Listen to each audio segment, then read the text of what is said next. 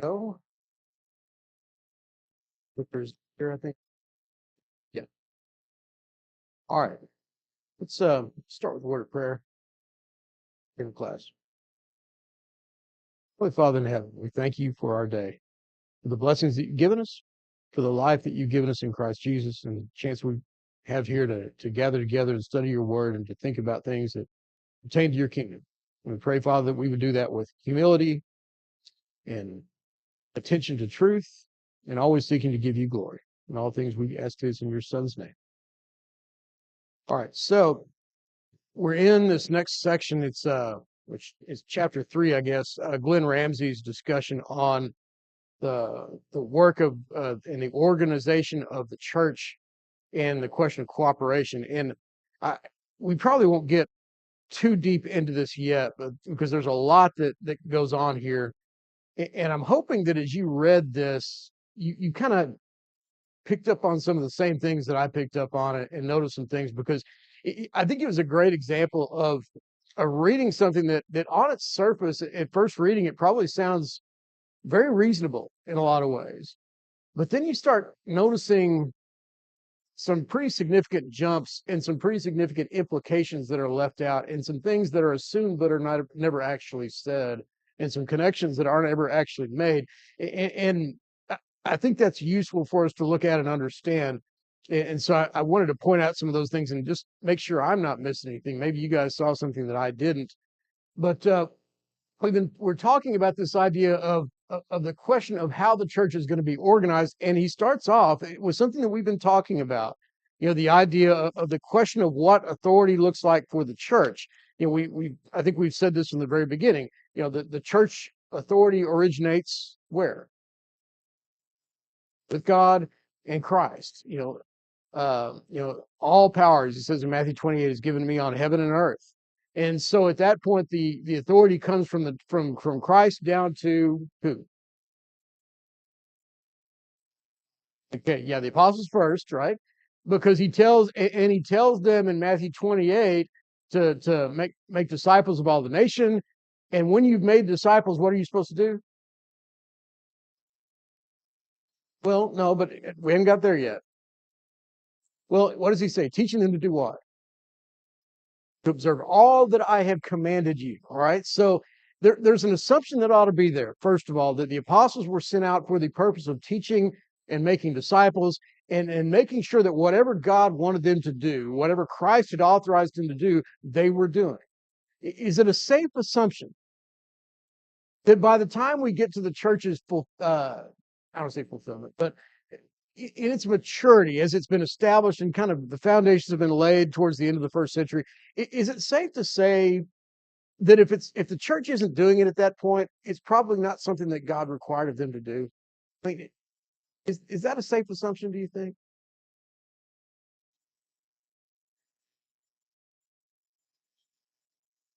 Right? Yeah, you would assume that once in fact Paul talks about this. He talks about not building on another man's foundation and wanting to go and preach in other places where he has not been yet. Well, because the basic work has been accomplished. I've established these churches. They have an understanding of God's word. They've been told what they need to know, and as a result of that, they're in good shape now. They're functioning the way they're supposed to function.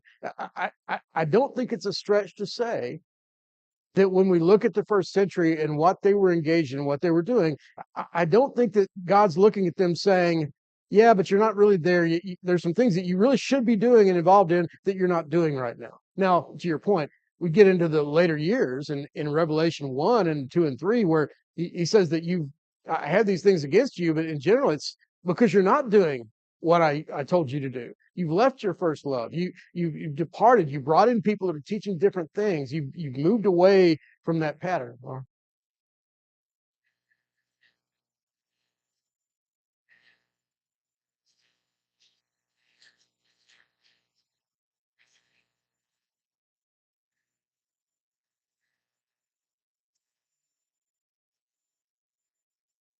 Yeah,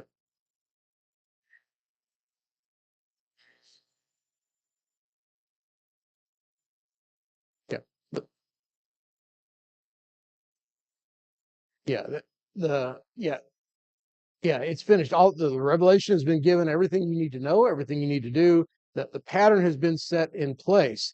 And and he talks about, he mentioned this later, after the apostles then went out and they appointed elders, right? And Paul talks about that, in fact, in Acts 13, at the end of their missionary, Acts 14, at the end of their missionary trip, where they had appointed elders in every city where they had been. They were going back, you know, I always wonder how they managed after 1 year, or about a year and a half probably, to find men that were qualified to be elders. And we go 30 and 40 and 50 years and we can't seem to do it. I have questions about that, but that's not our discussion today. Um, but the idea is that this is how it works. This is how authority works. And he makes the argument, and he's right, in that when we look at how the elders were called to work in authority in relation to the apostles, is there any example where the elder would have been allowed to go outside the authority of the apostles? No. That would be called what? A perversion of the gospel, right? That's apostasy, because that's the nature of authority. Authority never expands. You never, when I receive authority from my supervisor to do something on the job, that authority never expands beyond the authority of the supervisor himself, right? Because he doesn't have the right to give me that authority. It's not his. David.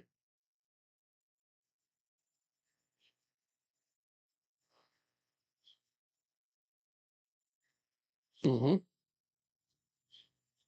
Yeah. And that goes for we think about that from a doctrinal standpoint. Well, but it applies to anything. If you decide to establish a work of the church that the apostles did not authorize, if you decide to make the church into something that it was not intended to be, what have I done? Now I've worked outside of that authority. I've done something that I presumed to do, something that was not my right to do. And I think that as I'm reading this, Brother Ramsey's right on board with this. He's saying the same kinds of things. He makes that point. If you're on page 76 and you're working through, he is the head of the body in Colossians 1:18.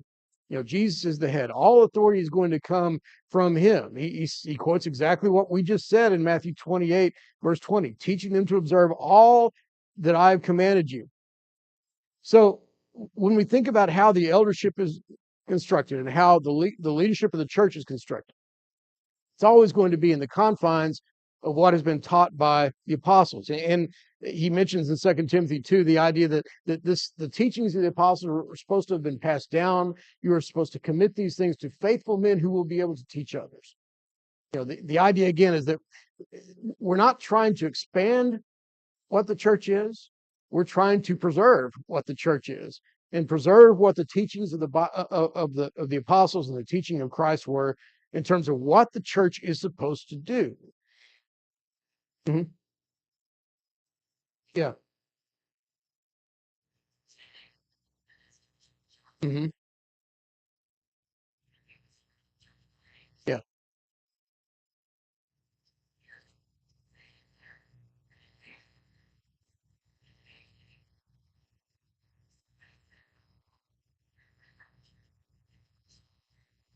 Hmm. Hmm.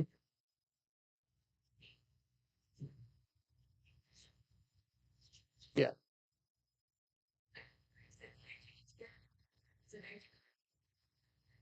Yeah. Well, and we'll talk about that a little bit more next time. But that's a good point though, because it shows how how subtle it is, and how the idea that, look, we all understand, for example, that anytime you have an eldership, invariably there's going to be one or two guys that kind of look, that the others seem to kind of look to. Is that fair to say?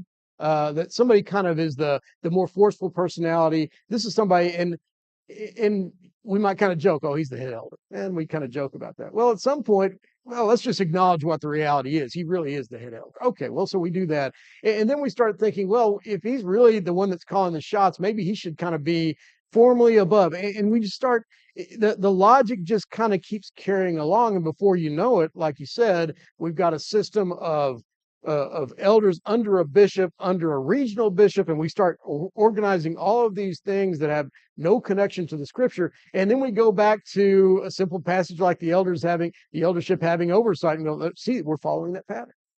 Well, at some point we stop following the pattern, and I think that becomes really evident in some of the things that we're going to talk about in this passage in terms of what we see in some of his arguments. Before I get to that point, let's see what I want to make sure to talk about here. He emphasizes the idea that you have the chief shepherd over the shepherds. That's the only structural organization that we see, right? The elder who is among us, or excuse me, the elder who is over the congregation that is Acts 20 says is among you. By the way, let me just ask that question. Why is that important? When we think about when Paul tells the elder, shepherd the flock which is among you, why does that matter? Okay.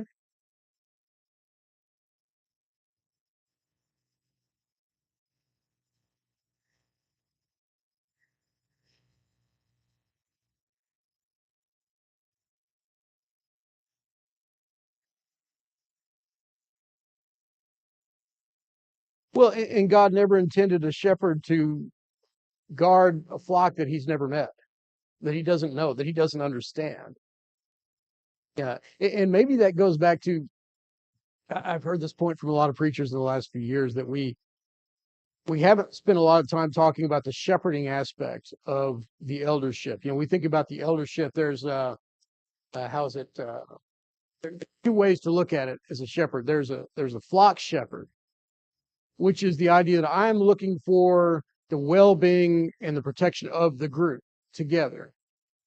I want to make sure that this church is doing what it needs to do collectively when we get together. And typically, when that's my mindset, what am I focused on?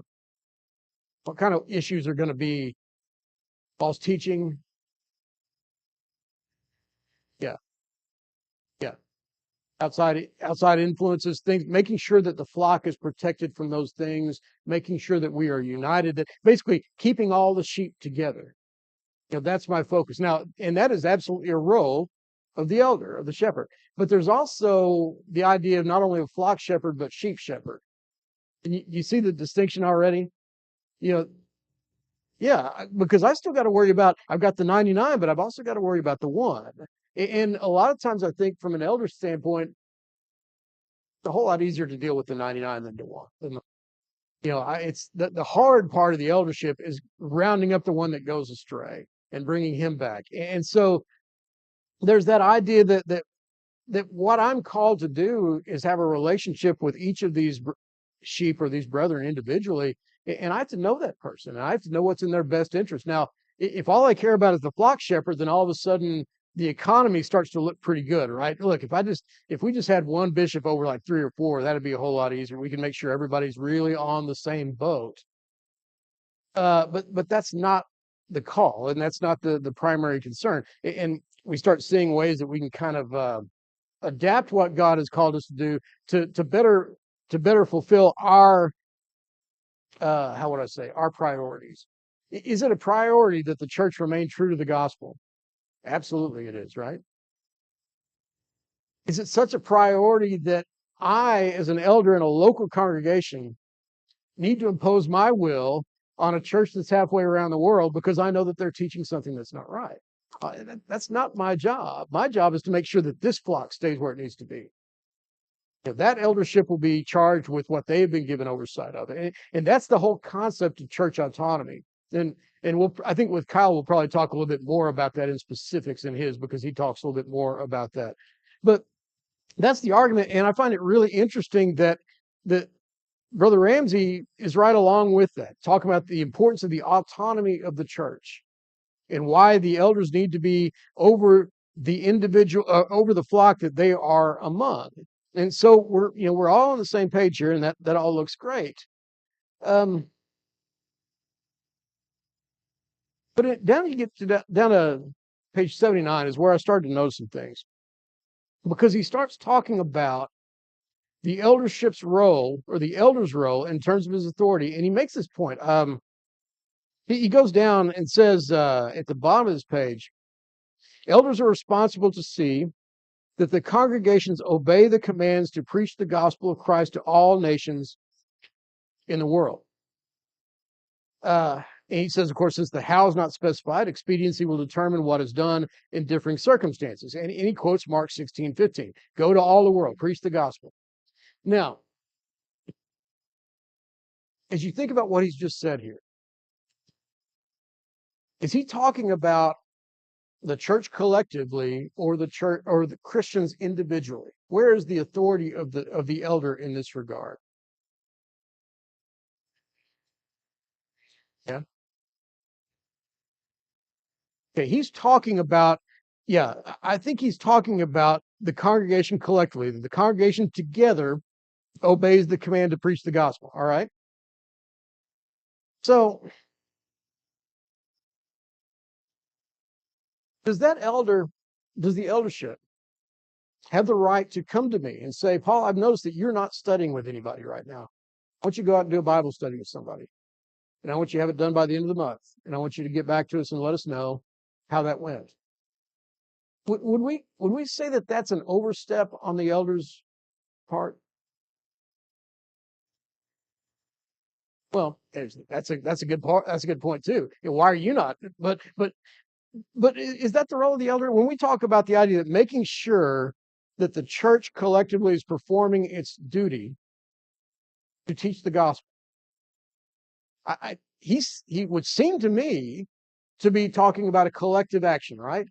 Would we acknowledge also, though, that there's things that I do to preach the gospel that I should be doing to teach and preach the gospel that are not a collective action? Is that fair to say?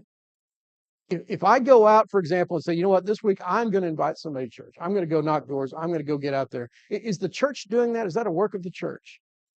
Yeah, yeah, yeah. That's a distinction, and I think we all understand that. And I suspect that I have every confidence that if I asked Brother Ramsey this question, he would say, no, no, no. I'm not saying that. I'm not saying the eldership can dictate to you how you go out and how you evangelize. And if you need to go to all the world, all right, we're going to send people out we're going to send missionaries to the Philippines, and and you are going to go. Pack up, go. I don't think any of us would make the argument that that's what he's talking about, or that that's within the scope of the eldership, the eldership's authority. So once I make that point, what have I acknowledged here? Is there a difference between what the individual does and the collective does? Yeah, there has to be, right? If the church is going door knocking, we decide to have, what does that imply about who's involved in this? Everybody, right? Now, that doesn't mean everybody will be involved in it. Now, how will we view somebody who, let's just say that we decided we're going to go out and we're going to have a Saturday event where the church is going to sit up on the town square, and we're going to pass out Bibles, and we're going to do this and this and this. And I chose not to go, but then I said, yeah, our church is doing some great things. We went out and did this and that and whatever. How would we feel about that? It's like, no, hold on a second. Now, you weren't really involved in that, were you? Because we all understand that there's an element of individual responsibility and a collective responsibility, right? There's a sense in which I can't just say that because the church is doing something, that means that I have done something. It's something that we do collectively together. And by the same token, if you or somebody else decided to go do that on your own, I can't say, look all the good work our church is doing. No, that's not the church doing that. That's him doing it. He did it on his own authority. He had the right to do that. He made a decision to do that. And he was perfectly within his rights to do that. Would we agree with that? Now, I'm not saying he went out and represented himself as the Hillside Church of Christ. I'm saying that he went out as a Christian, just did this on his own. There's a distinction between what I do individually and what I do collectively. And again, in this context, I don't think anybody would have an issue with that, David.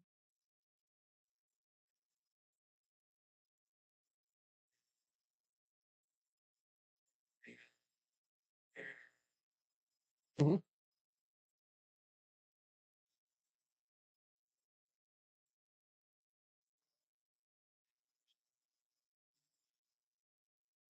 Yeah. Yeah. And that's an interesting point because there is an example of how is the church doing the work? Well, no, but also yes, because the elders acting in with the authority of the church appointed them to do something on behalf of the church. They're doing this themselves. I'm not doing it, but at the same time, they are doing it as a representative of me. They're doing it, with my blessing, I would assume. I would hope. Yeah. Yeah. It's an authorized work. Yeah. Yeah. Not necessarily. Right. And so we see that distinction, right? And I think we understand too, and this is where he said something to me was a little bit troubling because if we don't argue, if we want to come back and say no, no, there really isn't any distinction. It's all the same. Then I have to make the argument that yes, the elder has the right to dictate to me how I fulfill my evangelistic responsibility according to his own judgment. Because he'll talk about this idea, and again, I think to some degree he's right that the elder has the responsibility and the right to decide matters of judgment. And if he makes a judgment call on behalf of the church, if the elders said we've decided that we're going to go to two services again, we're going to meet this time and this time. Do I have the right then, as a member, to say nope, not doing that? Do I get to overrule that? Not my right.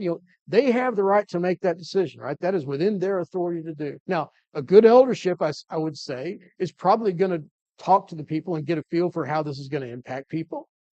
That doesn't mean that they're going to take a vote. Well, a lot of people didn't want to do it, so we're not going to do it. They may say, no, a lot of people didn't want to do it, but they didn't want to do it for the wrong reasons, and we're doing this.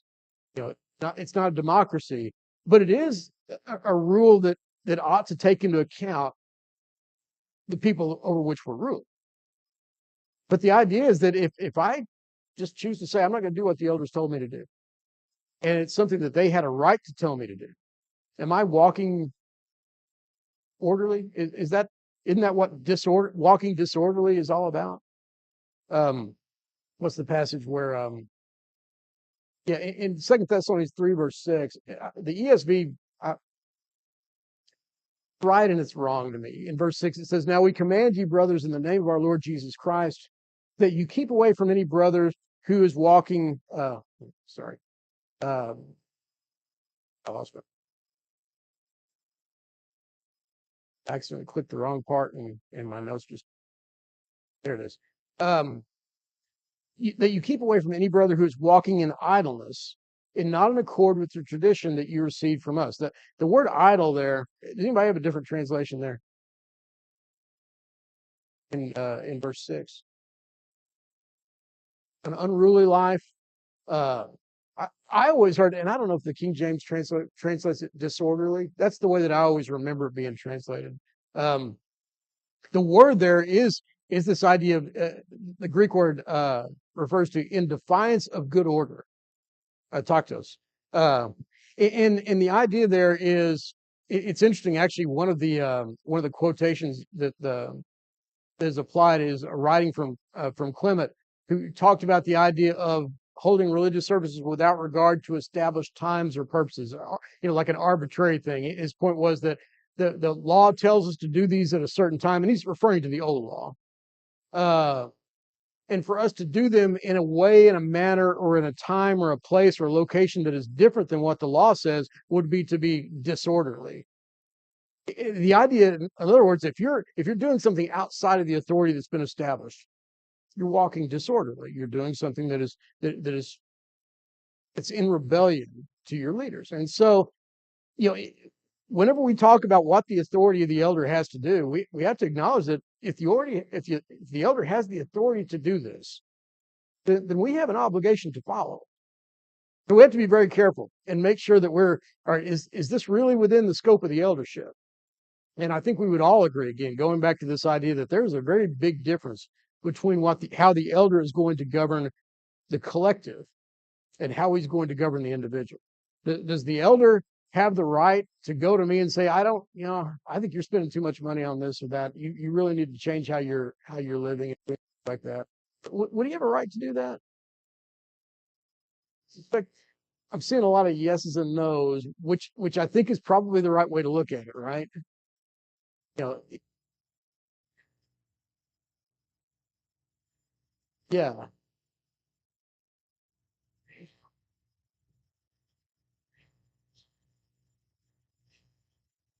yeah, yeah. When it becomes an issue that it is affecting my soul and is causing disorder in the church, it becomes an elder problem, right? But in terms of my freedom to be at liberty to follow God in whatever way that I'm authorized to follow, and making decisions about my daily life, that's my call. The elder doesn't have a concern over that, or at least he shouldn't. He's got enough to do, frankly, without micromanaging my life, right? Hmm.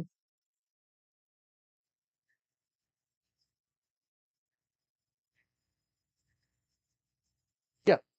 All of a sudden, well, let's talk about that. Yeah, because we have an obligation to help our brothers when they're in need. But if you're, and I've heard examples of this, and I think this is probably a legitimate thing to do. That here's a brother who's spent himself into bankruptcy, he's in trouble, and he's come to the elders and said, "Look, I've got no other options."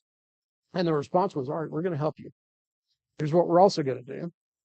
We're going to hold you accountable for your finances. We're going to meet with you, and we're going to help you and make sure that you're spending the money the money that we're giving you, that we're helping you with, in a responsible way." Now we could argue whether we would do that or not, but I think that's an example of what you're talking about. Uh, and so as we think about this, and I will just say this real quickly before we move on, as we're talking about this first concept of the responsibility to preach the gospel, is I think we would all agree, is the gospel the work of the church? Absolutely, it is, right? When it's talked about at 1 Timothy 3:14 or 15, that you may talks about the church of the living God, which is a pillar and buttress of the truth.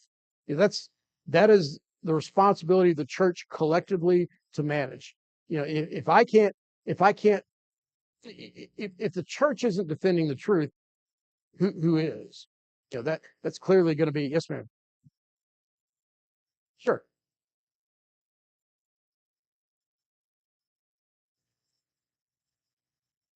Okay.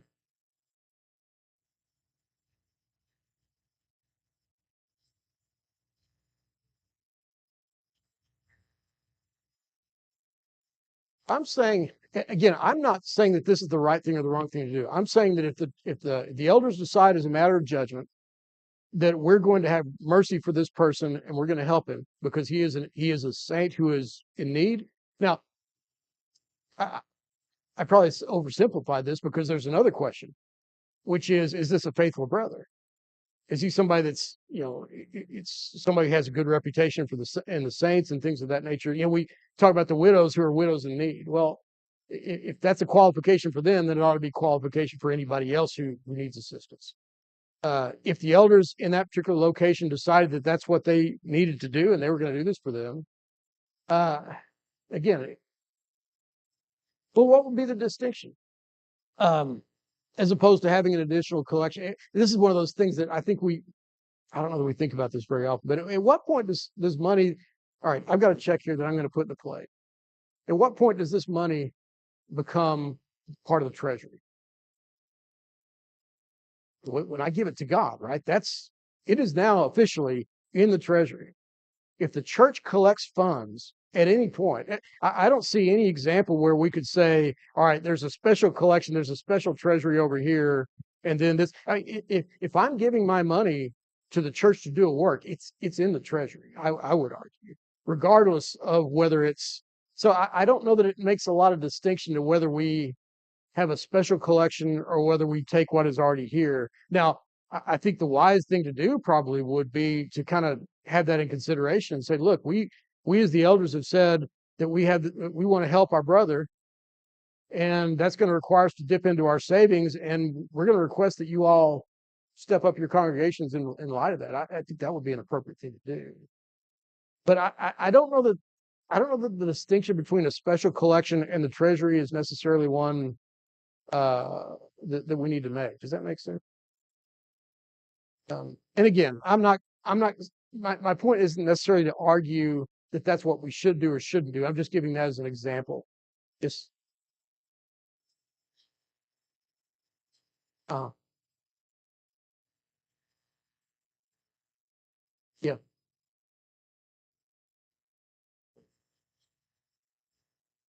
Did you say an ex-wife or an extra wife? Okay. I was like, whoa, that's a whole other question there.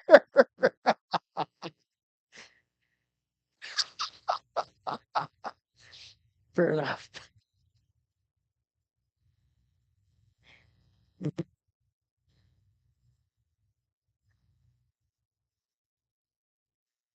Uh-huh. Oh yeah.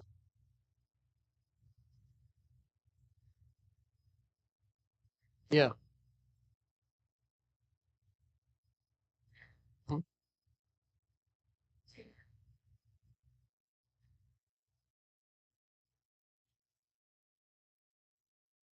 Mhm.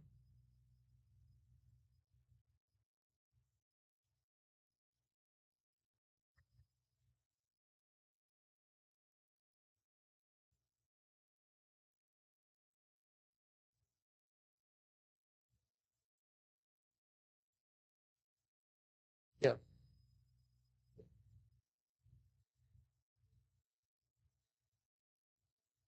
Yeah. What- Yeah.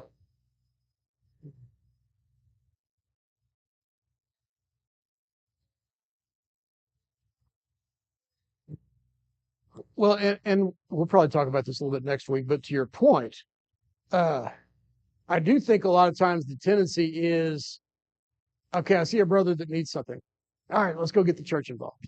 As opposed to, as you said, why am I not helping? You know, this is one of the big institutional discussions about the treasury that went on back in the 80s and in the 50s and things. The idea that, you know, the accusation was, so if you had a brother in Christ who's sitting there in that auditorium and he has a heart attack and he keels over and the ambulance comes over, you wouldn't be okay about taking money out of the church treasury to pay for the ambulance. I've heard that argument. I'm like, what are we talking about here? It's yeah, there should be no shortage of people are going to say, "I got this. Don't worry about it." It should never get to the church. I think that's kind of your point, and I think, and I would agree with that. I think you're right on that, Laura.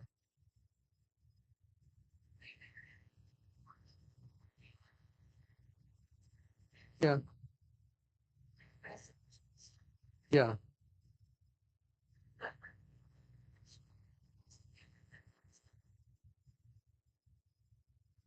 yeah. What would we do? And again, this gets back to the level. It's kind of like, for example, First Corinthians 16 is a great example of this. The collection for the saints, right?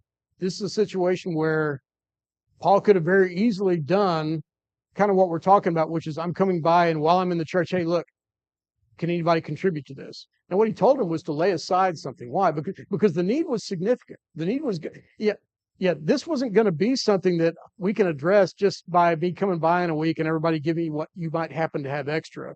There is a question where if there's a need, and again, we're getting into hypotheticals, and I want to be careful about that. But if, for hypothetical sake, there was a need where it was going to require a lot more money than any of us could just wrestle up in a week, then that might be a consideration.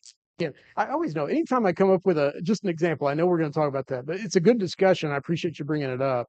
Um, let's see if there's, because I know we're out of space first. Uh, well, I'll go and stop there because this is where we're going to, I think is the article kind of goes off the rails because let's stop with the idea that we've established, I think, pretty clearly that there is a distinction between what the church does and what the individual does, and what the elder's authority is over the church as opposed to over the individual. I think we can see that very clearly in this example. And now, next week, let's pick up. He's going to start talking about church benevolence on page 80. And I think this is where we start to see some of these arguments become a little bit more stretched, I guess, and some assumptions start to be made. And it's always important to keep that initial concept in mind about where our authority lies. So anyway, we'll pick up on that, Lord willing, next week. Thank you all for your attention.